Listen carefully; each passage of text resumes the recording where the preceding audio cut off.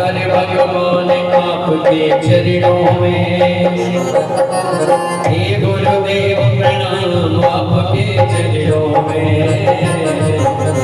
सारे तीर्थ धाम आपके चरणों में। चरणों में हे गुरुदेव प्रणाम आपके चरणों में। जन्म पिता माता पिताएं आप कर्म के दाता हो। आप कर्म के दाता हो। आप कर्म के दाता हो। आप मिलाते हो ईश्वर से आप ही भाग्य विधाता हो। आप ही भाग्य विधाता हो। दुखिया मन को रोगी दुखिया मन को रोगी तन को मिलता है आराम आपके चरणों में। हे गुरुदेव प्रणाम आपके चरणों में। सारे तीर्थ धाम आपके चरणों में। चरणों में। हे गुरुदेव प्रणाम आपके चरणों में। ओ निर्बल को बलवान बना दो। मूर्ख को अज्ञान करो। मूर्ख को बलवान करो। हाँ मूर्ख को बलवान करो। देव कमल और बंसी को भी ज्ञान का दो उपदेश करो। ज्ञान का दो वरदान प्रभु। ज्ञान का दो वरदान प्रभु। हे मां ज्ञानी हो। हे मां ज्ञानी तुम सुबह और शाम आपके चरणों में। हे गुरुदेव प्रणाम आपके चरणों में। सारे तीर्थ धाम आपके चरणों में। चरणों में। हे गुरुदेव प्रणाम आपके चरणों में। ओ सारे तीर्थ धाम आपके चरणों में। हे गुरुदेव प्रणाम आपके चरणों में। सारे तीर्थ धाम आपके चरणों में। हे गुरुदेव प्रणाम आपके चरणों में। सारे तीर्थ धाम आपके चरणों में। हे गुरुदेव प्रणाम आपके चरणों में। सारे तीर्थ धाम आपके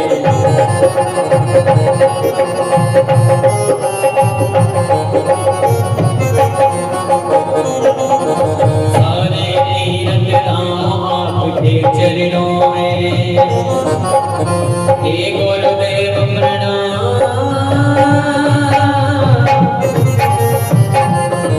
आपके चरणों। बोले गुरुदेव भगवान की जय। आज राजा परीक्षित ने जब कलयुग के लिए सुवर्ण में बात दिया है तो आज कहने लगे महाराज सोने में तो भगवान का वास है तो ये कलयुग कैसे निवास कर सकता है। तो आज श्री सूदी महाराज सोनकार 88 अध्याय ऋषियों को बता रही हैं। मैत्री जी विदुर जी के प्रति और सनक सनंदन सनातन सनत कुमार है आज ये नारद जी के प्रति वर्णन कर रही है। कहने लगे कि सोना दो प्रकार का होता है। सोने में भगवान का भी वास है और सोने में कलयुग का भी वास है। सोने दो प्रकार के हैं। जो अपनी ईमानदारी से और मेहनत के द्वारा जो कमाया गया धन है और उसके द्वारा जो सोना खरीदा जाएगा उसमें तो भगवान का वास होगा। और जो बेईमानी से रिश्वत के द्वारा जो धन कमाएंगे उससे जो सोना खरीदा जाता है उसमें कली का वास है, कलयुग का वास है। जब इस प्रकार से वर्णन करते हुए आज राजा अपने राज्य में प्रस्थान करते हैं। कलयुग ने विचार किया पहले मैं राजा से ही प्रारंभ करूंगा। आज राजा के मन में प्रेरणा हुई, भगवान की इच्छा से ही सब कुछ होता है। आज भगवान ने प्रेरणा की, राजा परीक्षित के मन में उत्कंठा हुई कि मैं कभी शिकार खेलने नहीं गया, आखेट के लिए नहीं गया। सभी राजा शिकार खेलने गए हैं लेकिन मैंने कभी शिकार नहीं खेला। आज अपनी पत्नी रावती से कहते हैं राजा परीक्षित कि हम आखेट खेलने जाएंगे, शिकार खेलने जाएंगे। और हमारे बाबाओं ने जो राजसूय यज्ञ की है उस राज भवन में, राजकोष में सभी राजाओं के मुकुट जमा है, तो सबसे बड़ा जो मुकुट हो उसे ला करके मुझे दे दो। इरावती ने जाकर के राजकोष खोला है और उसमें से देखा सबसे बड़ा जरासंध का मुकुट था। जरासंध सबसे बेईमान और अधर्मी राजा था, उसी के सोने का मुकुट सबसे बड़ा था। वो ला करके रानी इरावती ने राजा परीक्षित को दे दी। राजा परीक्षित ने जैसे उस मुकुट को धारण किया अपने मस्तक पर, कलयुग जाकर के उसके मस्तक पर विराजमान हो गया। क्योंकि बेईमानी के द्वारा, धर्म के द्वारा खरीदा गया सोने का मुकुट उसमें वास दिया था राजा ने ही, तो राजा के मुकुट में ही जाके विराजमान हो गया। अब तो राजा के अंदर अहंकार उत्पन्न हो गया।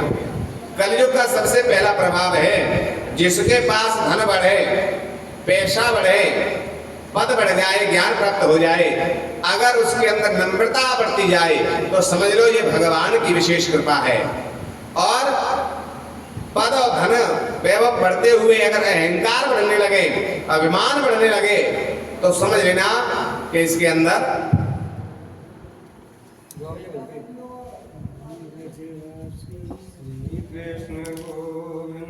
हरे मुरारी हे नाथ नारायण वासुदेवा।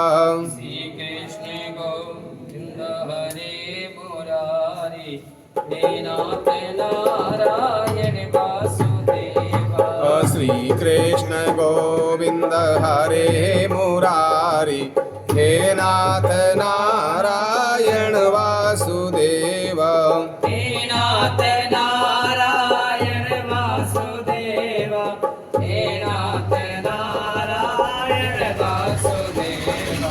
हे नाथ नारायण वासुदेवा, हे नाथ नारायण वासुदेवा। श्री कृष्ण गोविंद हरे मुरारी हे नाथ नारायण वासुदेवा। श्री कृष्ण गोविंद हरे मुरारी हे नाथ नारायण वासुदेवा। हे नाथ नारायण वासुदेवा। बोली वृंदावन बिहारी लाल की जय हो। श्री सूत जी महाराज कहते हैं कि एकदा, आज एक दिन राजा परीक्षित शिकार खेलने के लिए, आखेट खेलने के लिए चल दिया। साथ में सेना है, मंत्री हैं, सेवक हैं, लेकिन आज अहंकार में आकर के घोड़ा को बढ़ाए हुए जंगल की ओर जा रहे हैं, बड़ी तेज गति में जा रहे हैं। आज सभी सैनिक, जितनी भी सेना है, सब आज पीछे रह गए। पहले यही चेंज कर लेते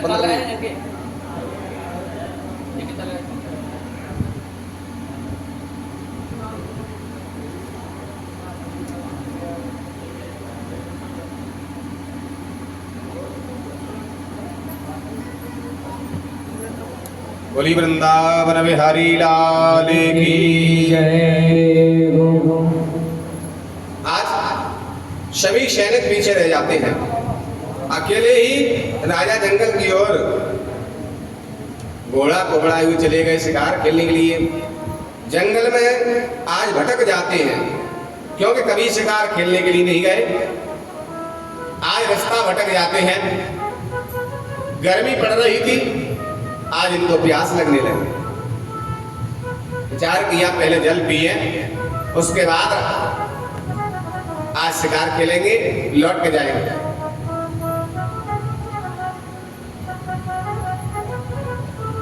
आज देखा तो कोई जगह नहीं जहां जल पीना, कोई सरोवर नहीं दिखाई दे रहा। एक आश्रम दिखाई दिया। आज उसी आश्रम में राजा प्रवेश कर जाते हैं। तो ये शमीक ऋषि का आश्रम था। शमीक ऋषि समाधि में बैठे हुए अपने आश्रम में भगवान का चिंतन कर रहे थे, ध्यान कर रहे भगवान का। राजा के अंदर अहंकार अभिमान आ गया। विचार करने लगे कि मुझे देख करके इसने नेत्र बंद कर लिए हैं। जनरेटर तो बंद कर यार, कर दिया चल रहा है। नहीं बंद बोले वृंदावन बिहारी लाल की। कूलर की आवाज आ रही है माइक में से। चिड़ो कर दो। बंद नहीं बंद है। बुलेट टेढ़ो कर दो।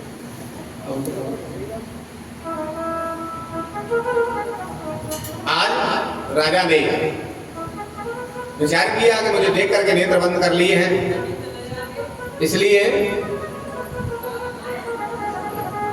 उनकी परीक्षा लेनी चाहिए। संत और ब्राह्मण की कभी परीक्षा नहीं लेना चाहिए। संत और ब्राह्मण की आज्ञा का पालन करना चाहिए, सेवा करनी चाहिए। लेकिन एक वहां मरा हुआ सर्प पड़ा था।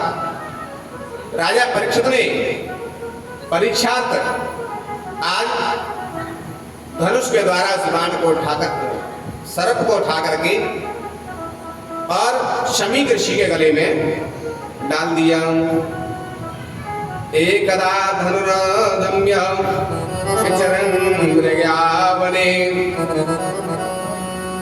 जब धनुष के द्वारा मरे हुए सर्प को गले में डाला,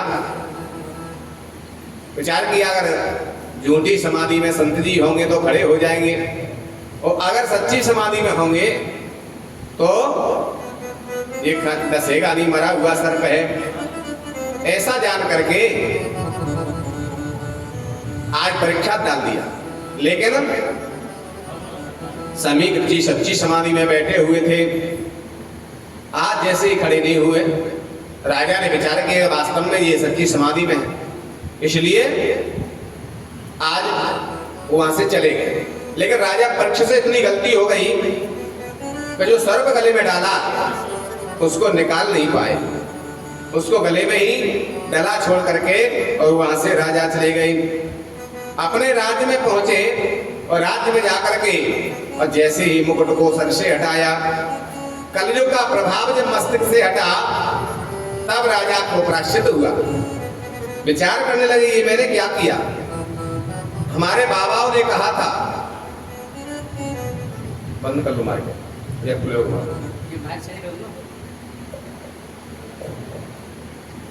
कि संत और ब्राह्मणों की सेवा करना है, उनकी आज्ञा का पालन करना।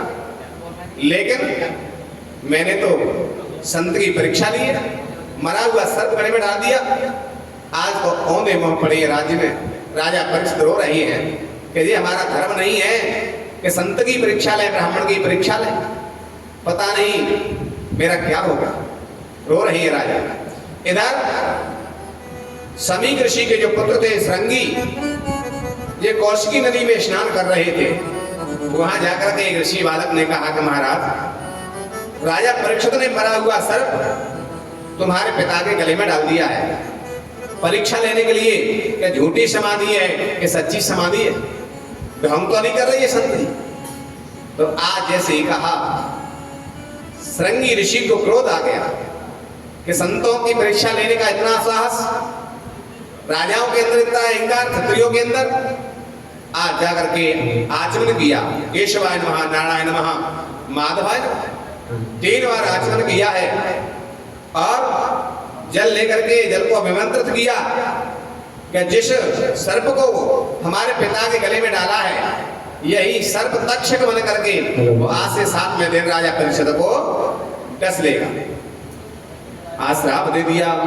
इति लंघित मर्यादम तक्षका सप्तमे हनि दक्षयन्ती कुलांगानाम। यही तक्षक बनक के सप्तमे हनि 7वें दिन दक्ष देव जो श्राप दिया।